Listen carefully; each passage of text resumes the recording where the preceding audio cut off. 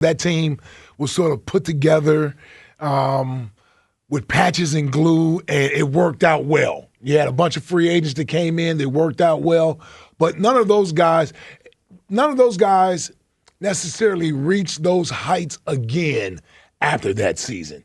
It almost came together too well the way that it did in that year, because most of those guys had their best year in that year, with the exception of a Jason Kelsey or a Fletcher Cox or a Brandon Graham. Most of those guys had hit their peak. I don't feel that with this team. That's why I guess I feel a little more confident moving forward that we may be on some sort of shaky ground right now, but I feel like it's going to stabilize just because the talent is there. Now, if somehow the talent plummets from the standpoint of these young guys have reached their potential and are not going to get better, that would be more of a shock than to expect it. That was a veteran-laden team in 27 and 2018.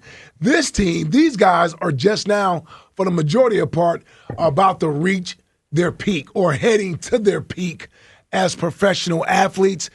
Here's the one caveat I'll throw in there. And I know the recent news about Coach Fangio gives a lot of people cause to pause, even myself.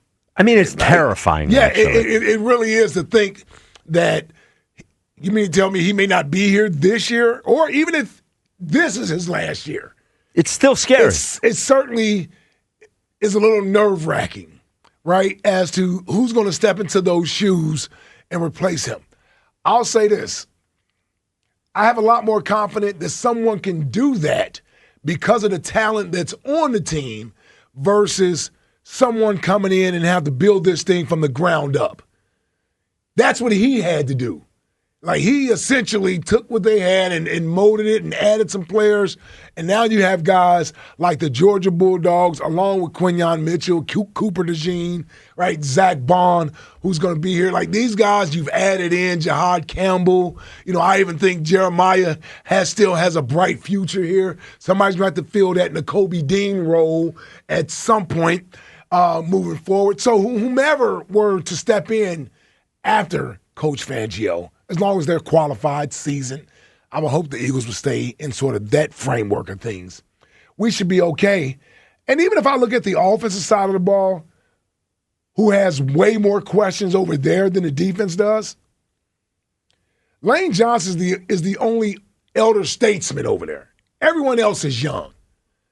Everyone else is still relatively in their prime.